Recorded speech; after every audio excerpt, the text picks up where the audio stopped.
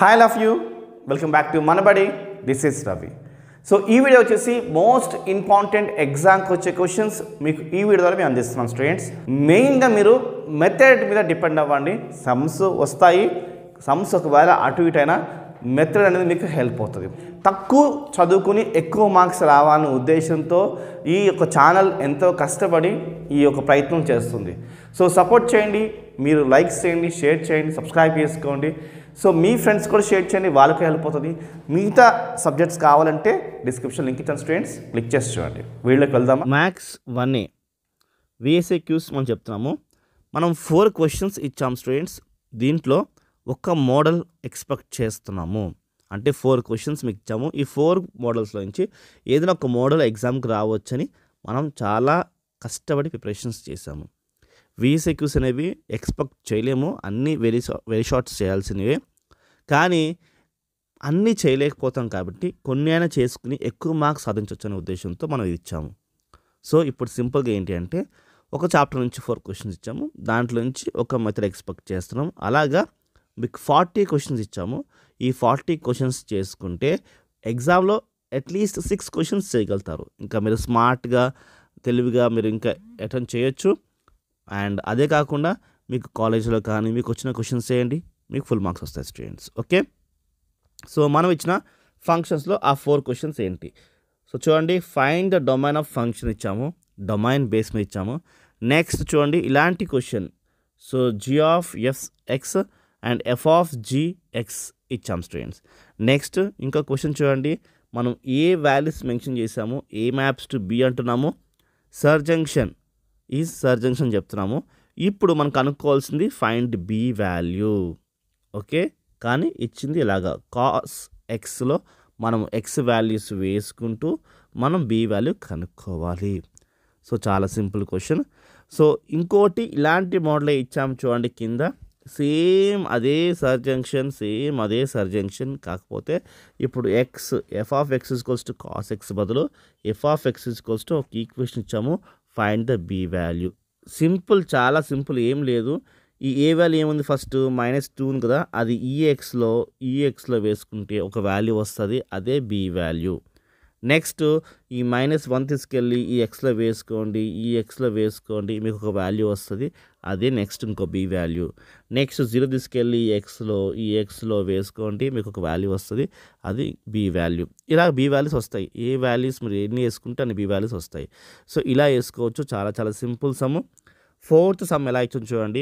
So F of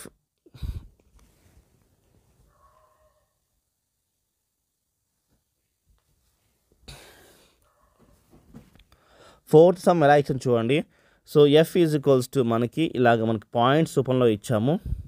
okay, మనం ఏం కనుక్కోమంటున్నామంటే 2f 2 + f f² √f కనుక్కోమంటున్నాం. చాలా చాలా సింపుల్ సమ్స్ ఇవి. 4 క్వశ్చన్స్ ఇచ్చాము. నెక్స్ట్ ఈ 4 క్వశ్చన్స్లో నుంచి మనము ఒక క్వశ్చన్ ఎక్స్పెక్ట్ చేయొచ్చు. చాప్టర్ వచ్చేసి మ్యాట్రిసెస్.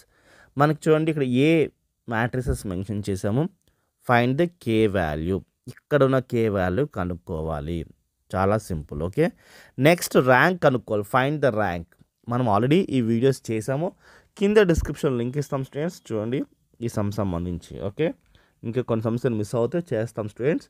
ప్రజెంట్ కొన్ని చాప్టర్స్ ఫినిష్ చేసాం, అవి చూడండి. ఓకే, ఫైండ్ ద ర్యాంక్ కనుక్కోమని చెప్పాము. ఇలా మీకు 2 మ్యాట్రిక్స్ ఇచ్చాము, ఏదో ఒక మ్యాట్రిక్స్ ఎగ్జామ్కి రావచ్చు. Okay, next find the trace of matrices. మనం ర్యాంక్ కనుక్కోవాలి, డెట్ ఫైండ్ అవుట్ చేస్తే మనకు ర్యాంక్ వస్తుంది. ఓకే, ట్రేస్ ఎలా కనుక్కోవాలంటే డయాగ్నల్గా ఉన్న వాల్యూస్ మనం యాడ్ చేయాలి. ఓకే, అది ట్రేస్.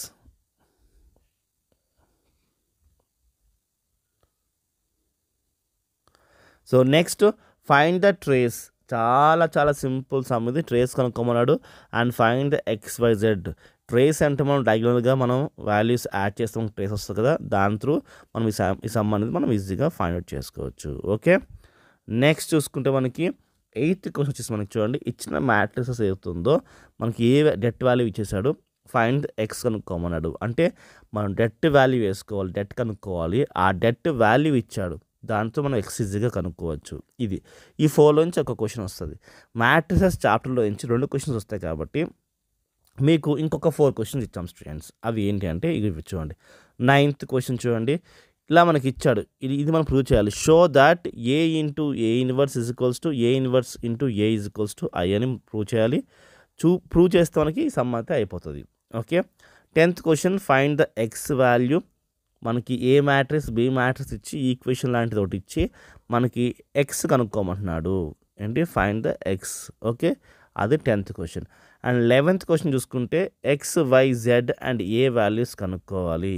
సో ఇది కూడా చాలా చాలా simple sum. Next, so defines symmetric. ఇది డెఫినేషన్స్. ఈ డెఫినేషన్స్ చదువుకుంటే ఎగ్జామ్కి ఏదో ఒక డెఫినేషన్ రావచ్చు students. And give an example of 3x3 matrices. ఇది 2x2 మ్యాట్రిసెస్. 3x3 మ్యాట్రిసెస్ అంటే మీకు తెలిసిందే, 3 ఉంటాయి ఇలాగా 1 1 1 1 1 1 1 1 1. ఇది 3x3 మ్యాట్రిసెస్. ఓకే, సో ఈ 4 క్వశ్చన్స్లో నుంచి ఒక క్వశ్చన్ ఎక్స్పెక్ట్ చేయొచ్చు. ఓకే స్టూడెంట్స్, నెక్స్ట్ 4 క్వశ్చన్స్ చూద్దామా.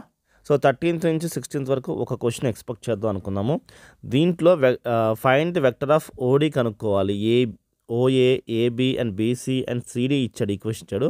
మనం ఓడి కనుక్కోవాలి. ఇదొక క్వశ్చన్. నెక్స్ట్ ఇక చూడండి, 14th అండ్ 15th రెండు సేమ్ మెథడ్స్. ఇచ్చిన 2 ఈక్వేషన్స్ కొలీనియరే. ఈ 2 ఈక్వేషన్స్ కొలీనియరే, ఈ 2 ఈక్వేషన్స్ కొలీనియరే. కనుక్కోవాల్సింది ఏంటంటే మన ఇక్కడ చూడండి ఎంఎన్ కనుక్కోవాలంటున్నాడు, ఇక్కడ ఏమో ల్యాండా మ్యూ కనుక్కోమంటున్నాడు. సో 2 క్వశ్చన్స్ సేమ్ సిమిలర్ మెథడ్స్లోకి వస్తాయి, గమనించండి. ఓకే. అండ్ 16th క్వశ్చన్ చూసుకుంటే మనకి చూడండి, ఫైండ్ ద వెక్టార్ ఈక్వేషన్ కనుక్కోమంటున్నాడు. మనకి 3 పాయింట్స్ అయితే ఇచ్చాడు స్టూడెంట్స్, గమనించండి. 3 పాయింట్స్ ఇచ్చి వెక్టార్ ఈక్వేషన్ కనుక్కోమంటున్నాడు. 17th క్వశ్చన్ చూడండి, ఫైండ్ ద వెక్టార్ ఈక్వేషన్. పైన మనకేమో పాయింట్స్ రూపంలో ఇచ్చాడు, కింద ఏమో ఈక్వేషన్స్ రూపంలో ఇచ్చాడు స్టూడెంట్స్, గమనించండి. సో పాయింట్ రూపంలో ఉంటే ఎలా చేయాలి, ఈక్వేషన్ ఉంటే ఎలా చేయాలో ఒక్కసారి మీరు గమనించి చేయండి స్టూడెంట్స్. ఓకే. 18th క్వశ్చన్ చూస్తే, if the position vector of the point ABC. So మనకి ఇచ్చిన ఈ 3 ఈక్వేషన్స్ ఇచ్చాడు రెస్పెక్టివ్లీ. ఇది ఏ ఈక్వేషన్, ఇది బి ఈక్వేషన్, సి ఈక్వేషన్.